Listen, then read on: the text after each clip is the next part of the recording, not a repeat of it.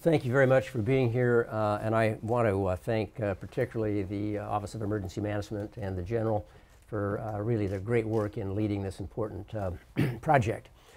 In a 1957 speech to the National Defense Executive Reserve Conference, President Dwight Eisenhower told a story about how he approached his role as the Supreme Commander of Allied forces in Europe during the Second World War, a role which required him to plan and execute Operation Overlord, which, as you recall, was the landing in Normandy that ultimately led to the defeat of Nazi Germany and the Axis powers.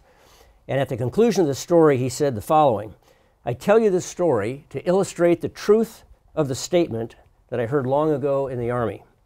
Plans are worthless. Planning is everything."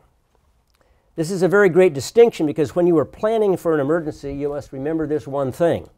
The very definition of an emergency is that it is unexpected, and it is not going to happen the way you have planned. In Oregon, we are very grateful to live in this wonderful area and to appreciate the powerful natural resources around us. And we also respect the power of nature, and we respect also, I think, the risk that nature can provide as one of the realities of living here in the Great Pacific Northwest.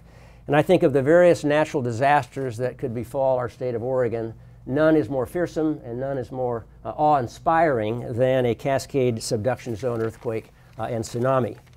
The Kickoff earthquake that struck Japan in March of 2011 was the most powerful earthquake to ever hit Japan in its history. And it was the fifth most powerful earthquake on planet Earth, at least since we began measuring these things 114 years ago.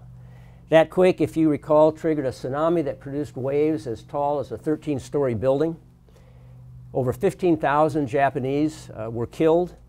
It destroyed whole or part of 1 million buildings and triggered nuclear meltdowns at 3 reactors that resulted in blackouts, evacuations, deaths, and a worldwide outpouring of support and sympathy and sadness.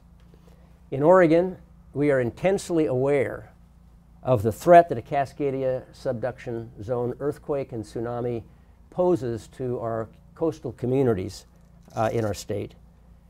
It would result in a significant loss of life, widespread injury, and major property damage, and the destruction of very, very critical infrastructure. Now, as we'll hear in a moment from our geologist, the bearer of great news, or gloom, depending on how you look at it, Vicki McConnell, in order to protect the lives and property of Oregonians in this event, we must be prepared to respond at any moment to a tsunami, to an earthquake, or to any other major natural disaster. And that's why I asked the Oregon Military Department's Office of Emergency Management to develop a synchronized state response to this kind of a disaster and other disasters that would also include not just state agencies, but the relationships and coordination with federal agencies, not-for-profit agencies, and private entities around the state and around the nation. We've done that through the creation of this Cascadia Playbook that we are releasing today that provides a coordinated approach to help guide state agencies in their response to a major earthquake and tsunami.